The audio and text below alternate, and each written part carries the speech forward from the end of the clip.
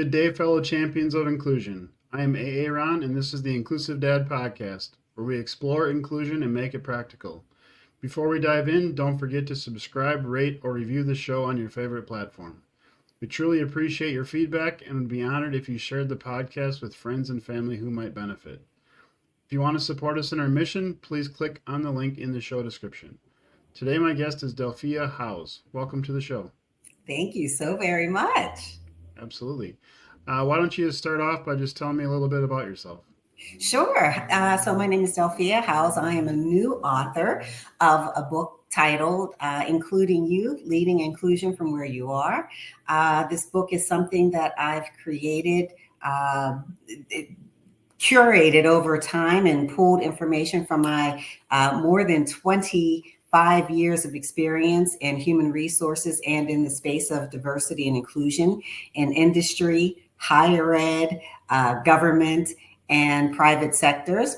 I have my consulting company, DEIA Solutions, where I work with executives and organizations and individuals who want to understand how to lead with inclusion and create better dynamic workplaces.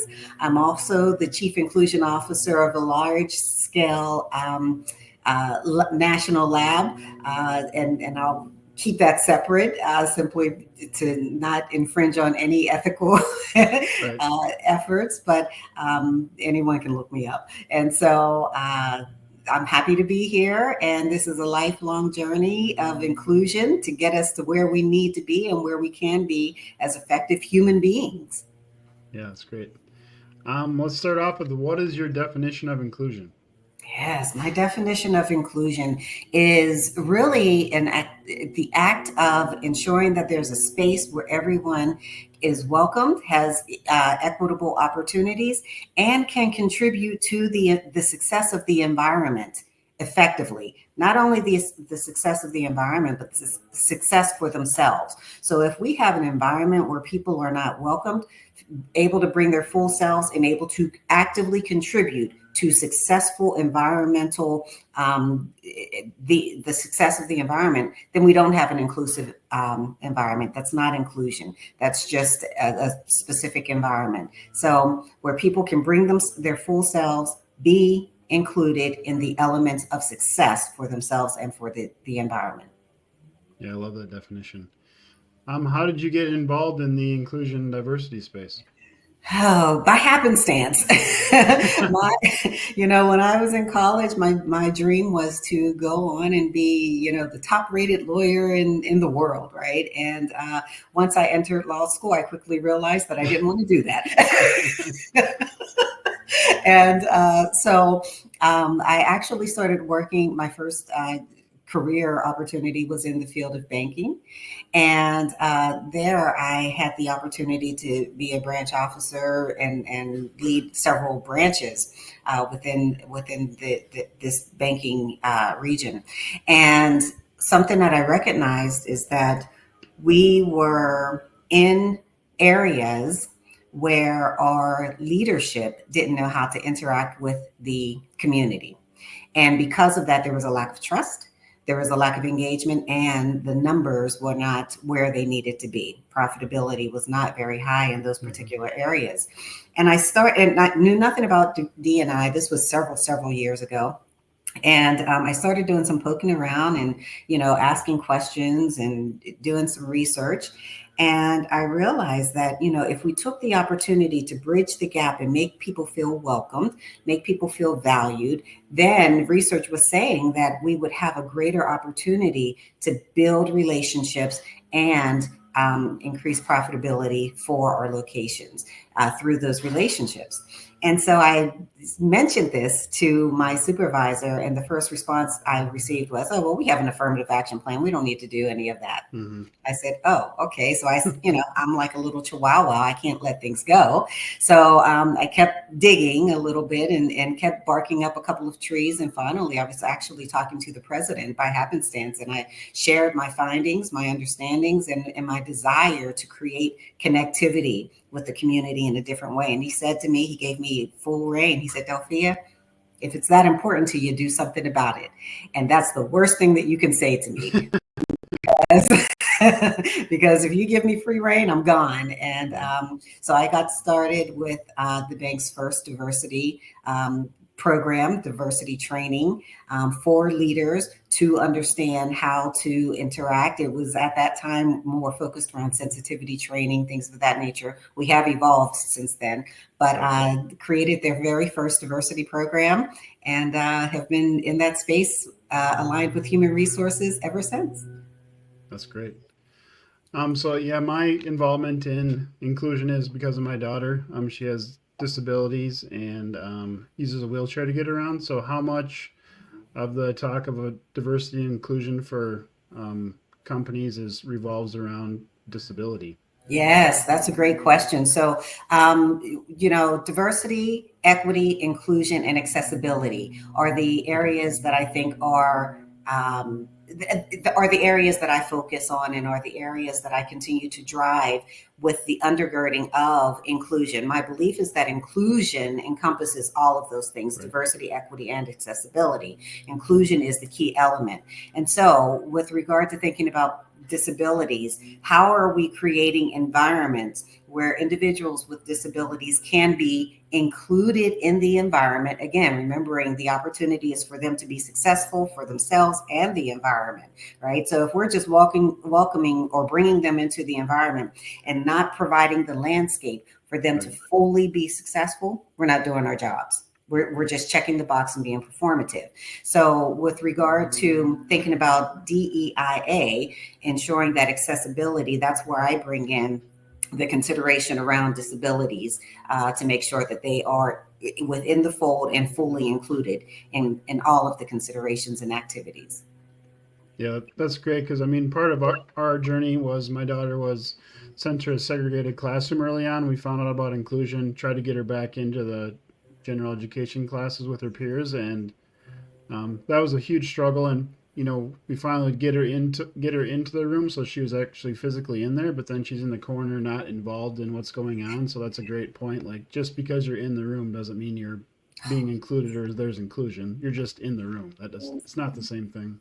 So very true. And we can open the doors and just let people in. And that's what we did as a Yep. society for a long time, just required people to get in, but people weren't connecting. People weren't able to contribute to the environment.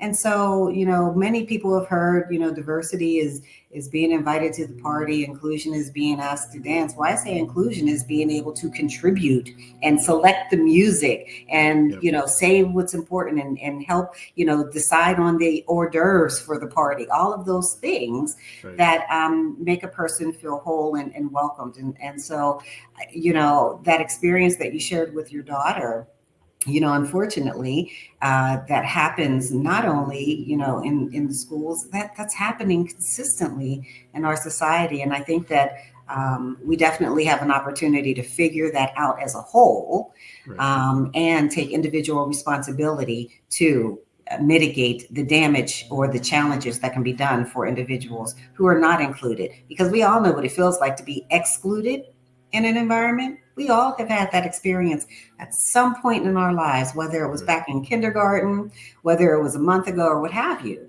And that exclusion does not allow us to bring our full selves to the table and confidently demonstrate our capabilities. So, creating more inclusive environments for all, DEIA, is essential.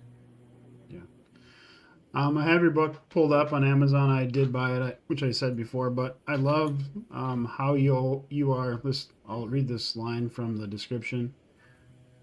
Delphia unveils the heart of inclusion, dispelling the myth of selective responsibility and challenging the notion that creating inclusive environments is solely the duty of leaders and managers. I love that because for me, long time the inclusion piece was I would look at the law, look at a lot of research. I know it's the right thing, it's what we should be doing. But me simply presenting that to the school, like, hey, you need to include my daughter, Yeah. that usually was met with resistance. And then I would get upset at them for not doing what I felt like they should be doing. And then at some point, I was like, hold on a second. I shouldn't be giving them like, control over all my energy and becoming angry about it. I need to do the things I can personally to make the world more inclusive. So I love that sentence that I read about, inclusion isn't just about the leaders and managers' responsibility. We all are responsible. Can you go into a little more detail on that piece of it? Oh, absolutely. My belief is that we all play a part in this. This is not simply the president of a company. This is not simply the principal or the superintendent of the school. This is not only the teacher in the classroom's responsibility. Each and every person involved in any given environment can make an impact. And so oftentimes with this work, we find ourselves, kind of doing this, right? Yep. It's their responsibility. It's their responsibility. And if they don't do it, I'm angry. And if they don't do it and expect me to do it, it becomes this horrible conundrum where ultimately there's still exclusion, right? And so my belief is that if we recognize the power of our authority to individually be responsible for creating inclusive environments through things that don't require a new job description, don't require a new expectation or a new responsibility, but really require us to be considerate of how others need to be welcomed into the environment from their perspective. It requires us to have human-centric integrity, right? Recognizing that humans outside of ourselves have different experiences, and there's benefit for us to understanding that to ensure that we have inclusive environments. And really that requires us shining a flashlight on ourselves to say, okay, what are some of our holdups? What are the barriers that we have that are preventing us from being fully inclusive of all of the spectrum of diversity that's out there? Yeah, that's great. Is there, in your work and years of doing this, are you able to, when you go into like an organization, is there stuff you look for to gauge like how inclusive they are or how diverse they are? Yes, absolutely. So, when you go into an environment or anywhere, our eyes, if we are fully able in terms of our visible capability, are for me, my eyes, I look around, right? What do I see optically? What is that telling me, right? Now, of course, I have to get additional information and use all of my other senses and utilize the data to fully understand the landscape.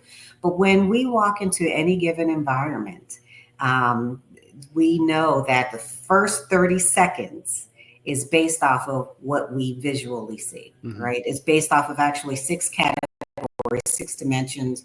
The first dimension of diversity, which is inclusive of 6 characteristics, and that's age, race, sexual orientation, ability, ethnicity, and ability. I think I captured all 6 in that. And with those 6 things, we form a judgment, right? We form perceptions based off of what? Our own personal experiences, which is 90% wrong. Because we haven't taken the opportunity to bring in all of the other pieces and elements of information that can help us to make a formed judgment, and I'm using air quotes, about an individual.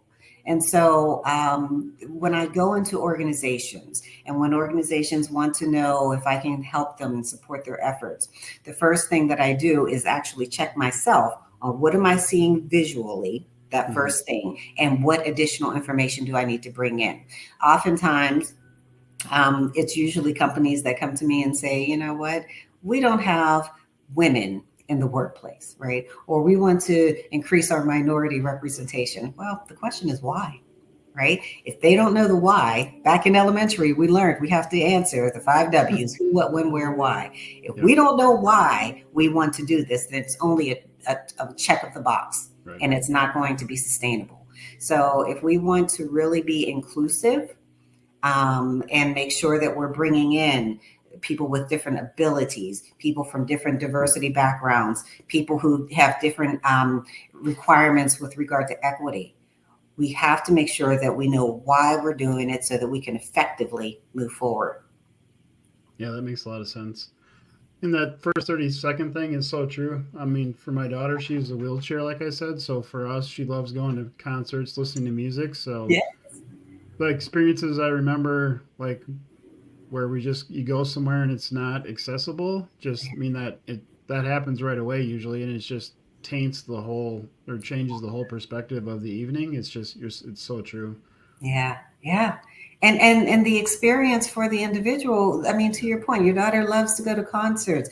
You know, every place, every venue should have that accessibility, Right. right? Yep. You know, so I'm confident. I'm a very optimistic person. We'll Right. get there, but we just have to get people to realize that it's Yeah. not everyone else's responsibility to For do sure. it. Yeah, there's that piece and also just I feel like there's people. Well, my girlfriend, she was hasn't been around like somebody with a disability or uses a wheelchair to the extent she's been around my daughter since we've been together, and she has told me more than once. I mean, she knew ADA was in place, so you kind of think that the everything's been fixed, and not till she's been around me and my daughter trying to go fully realize like how there's still stuff that isn't accessible. So I think just talking about it. I mean, I've had multiple people tell me that once I've said something to them, now they notice where there's not curb cuts and stuff because it's one of those things you don't know what you don't know. So we definitely need to talk about it.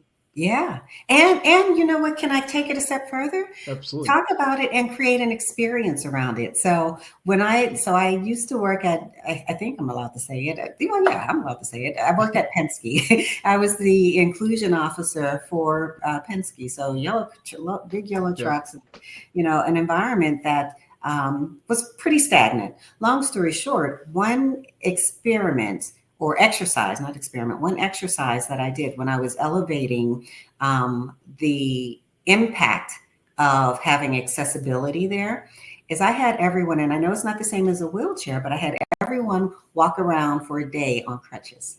Right. And see how they were able to navigate, Yeah. the stairs, the doors, all of those things. And I had senior leaders come to the realization through that experience that, oh, we need to do something different. Right. And so it's wonderful to talk about it and bring it to the forefront. But I submit to you and everyone that when we create experiences where people feel it Right. and see it for themselves, then that's when action becomes real. Yeah, that's a great point. That's a great point. In the preview of the or sample of your book, I found on Amazon, it showed like alchemy element number one, define the terms, and I love that because I've talked about that a little bit too, where especially with the inclusion piece, like part of the other thing I came across it was like when I think about inclusion, I think about full inclusion, so her fully being in with her peers. Found out quickly when the school was using the word inclusion, they had a drastically different definition of it. So I love your element number one, defining the terms. Do you want to go into a little more detail from your book about what you're talking about there? Sure, absolutely. So I'm a firm believer that um, there's benefit in having common language and common understanding for the terms in which we use, right? Right. The term diversity has been used and thrown out there a million times, and I guarantee you that half of the people are not on the same page. Right. When I go and do keynotes or workshops or different programs, I often ask the question, when I say the word diversity, just yell out the first thing that comes to mind for you. And literally, and I say this in the book, I've heard everything from jello to, not important to, from positive things to negative things. Everyone comes at it from a different experience. And that's not bad to have your own experience. But when you're in an environment where you're trying to create a more inclusive environment for all, we have to understand what our terminology is referencing. So the term diversity can mean something different from one school to the next, one organization to the next. And so if we don't define the terms for the environments that we're in and for that support our why, then we will never get people on board. We will never get people to take responsibility for something that they don't understand. And so for a long time in our society, and I'll just speak US society, we've not really done a great job in defining that. Dr. Roosevelt Thomas, over 30 years ago, left us with And he's no longer on this earth with us, but he left us with a wonderful definition around diversity, which essentially says that diversity refers to the mixture and elements in any given environment, right? So if you have more than one person in a room, you have diversity, even if there are two white men, two black men, two white women, whatever the case may be. Even if you have identical twins, there is some element of diversity there, right? And so we have to recognize that as an opportunity to fully define the words in which we're using so that we can engage with people on the same page. Yeah. Yeah, like I said, that's so true. It's just because we all have our own like definition or what our definition of a word is, and then it's you quickly figure out like we're talking about two completely different things. Like we're not even talking about the same thing here. So absolutely. And that gets us nowhere. That gets us confused. That gets us frustrated. That gets us ready to just say, oh, you know what, we need to abolish that word. And so that's the attack on DEIA that's occurring right now. I do believe that it's because we do not have a common language, a common definition around it. Right. And, if we can help people to understand that it's not something that's taking away from any person or group of people, then we can really help people to understand that we're in this together. Yeah. And it's going to touch you no matter what, right? Because it's diversity. Yeah, for sure. How do you think we can use empathy to be more inclusive? I was on a panel a couple of days ago that asked the question, what is empathy? And again, each panel member had a different definition. My perspective around empathy is being able to understand and empathize with others and their experiences.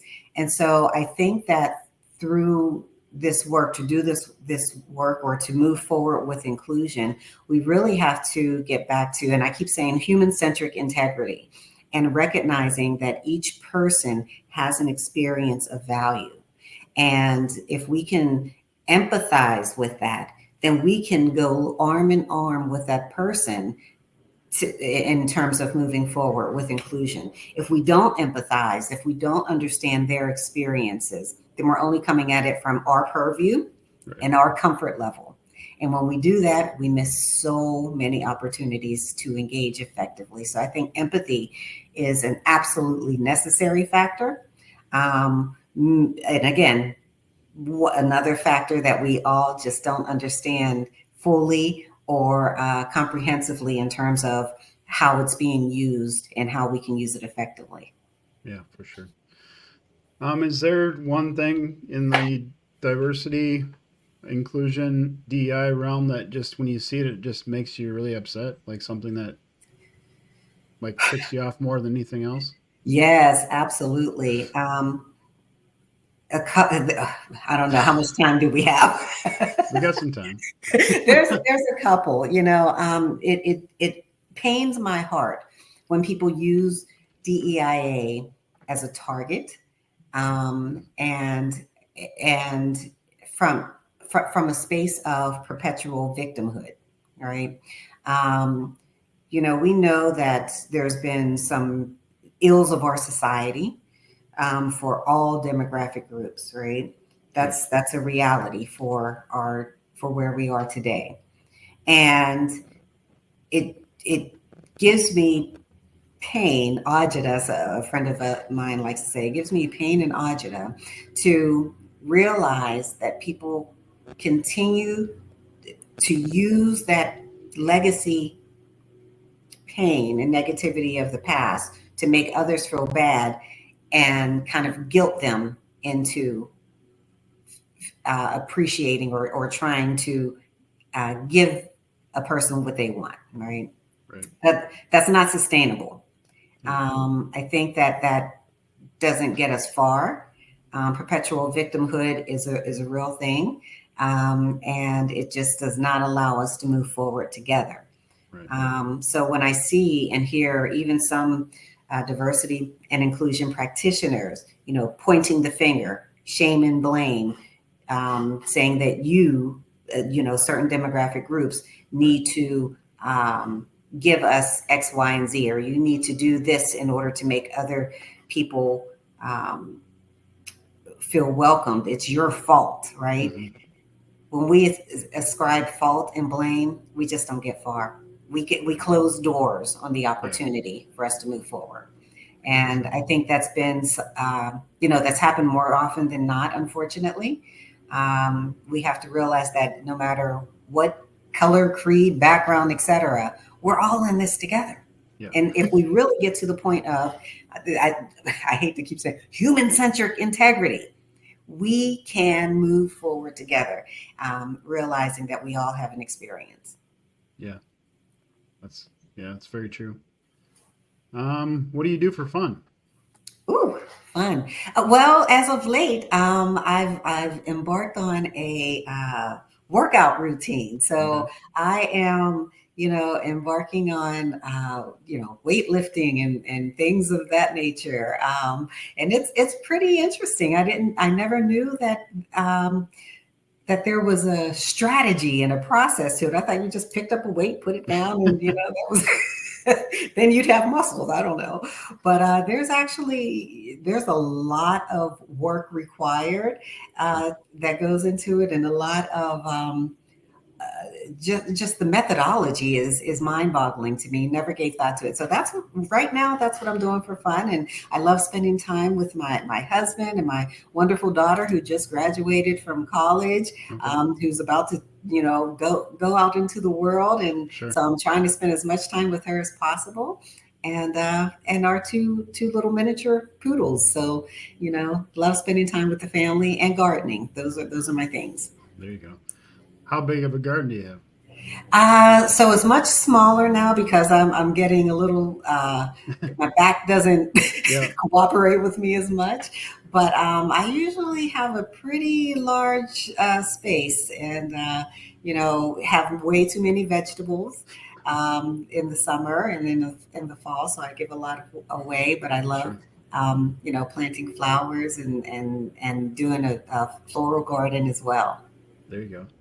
Yeah, my girlfriend likes doing the flowers, and this year we rent a house, so we put in a couple. We have like two or three tomato plants in pots, and then planted some cucumbers. So that was our first attempt at gardening to see how it went. It went pretty good, so we're gonna maybe expand a little bit next year. But yeah, it was fun to actually be able to have stuff you just walk out in the backyard and pick and eat it. So It's it's been wonderful. fun. And if you can grow cucumbers, you can do anything because they're viney and they're Yeah. very temperamental. Well, yeah, we're like, hey, let's just turn over some grass in the backyard, get some dirt, plant it, and then all of a sudden, like, oh, they start coming up and they started getting eaten by rabbits. So then we had to Yeah. Go to Walmart and get chicken wire and like put a little fence around it. I'm like, this is getting more complicated than I Yeah. expected it to be. So It's an investment. Yeah. You think it's just as easy as putting a couple of seeds down, but yeah, then, yeah, you have a whole other world that you're entering into. yeah, for sure. What is one tip you can share to help the listeners be more inclusive today? So just something simple they can just start today to be more inclusive. Yeah, I think it's really taking an opportunity to recognize that you have the power to change, to shift the narrative. I think that's step number one. We as individuals have the power to shift the narrative from where we are today to a better tomorrow, and that's it's easy to do. It's really just looking at the landscape and saying, what is one thing that I can shift in my mindset, in my activities, in my behavior, in who I'm speaking to, that will impact the future, impact tomorrow in a positive and productive way, in a more inclusive way. And that's not hard to do. So I think that would be my very basic fact and opportunity. And of course, get my book, right? There you go. Yeah. Do you want to talk a little bit more about your book, like who should get it, who it's for? Yeah. So the book is so interestingly, when I started writing the book, my intention was for it to be for CEOs and leaders. And as I was writing, I said, wait a minute, this is something for everyone. Hmm. So anyone who wants to be a part of creating a more inclusive or dynamic environment where people can be welcomed, people from their family, people from their community are welcome and they want to have a part of that, that's who this book is for. And so essentially it's for everyone, right? Anyone who wants to have a better tomorrow. There you go. Ready for last question? Sure. Do you like spam? Yes or no? Oh my gosh. I don't. That's fine. Yeah, the reason I asked that question is I live in Austin, Minnesota, where they make spam, where Hormel is located and the Spam Museum is located. So if you want to come see the Spam Museum, you got to come to Austin, where I live. Oh, so I have to tell, I would love to see the museum. I had spam once in my life, and it was as a kid. And you know, when you're a kid, Yep. if you don't like something, that's it. And so I never had it since then. I don't know how it was made. I don't know what was going on in my life at that time. Right. But yeah, that was one of the things I said, oh, I'm not sure that I will have that again. No, I just started asking everybody, so I've asked everybody, and it's usually a pretty strong yes or no. There's not usually much in between. It's usually yes or no, like fast. I love that. Yeah. Where is the best place for everybody to connect with you? Yes. So I'm active on LinkedIn. You can find me. I'm the only, I think, Delphia Howze, DELPHIAHOWZE. I'm the only person with that name in the world, I think. And so they can find me on LinkedIn. They can also find me on Instagram. I'm not too much on Facebook. Actually, I'm not on Facebook. Everyone keeps telling me I need to do that, but that's just one more platform for me to have to manage. But they can find the book on Amazon. And as of 2 days ago, it is now an audiobook. So my audiobook was completed 2 days ago, and so now that is available as well. Did you read it yourself, or did you have somebody else do it? No, I had someone else do it who has a wonderful reading voice, and she did a very nice job. You said she before you said that. I was going to ask if it was Morgan Freeman. I actually thought about it, but he was too much. It's probably not cheap. Well, thank you so much for being on the show today. I had a great time. Yes, this is wonderful. I'm so appreciative of this opportunity, and I really thank you. To all of you listening, thank you for joining us on this episode of the Inclusive Dad Podcast. If you enjoyed today's conversation, please subscribe, rate, or review the show. Your feedback helps us connect with more champions of inclusion. Remember to share this podcast with friends and family who might benefit. If you want to support us in our mission, please click on the link in the show description. Together we can make the world more inclusive. Until next time, stay empowered and be a champion for inclusion.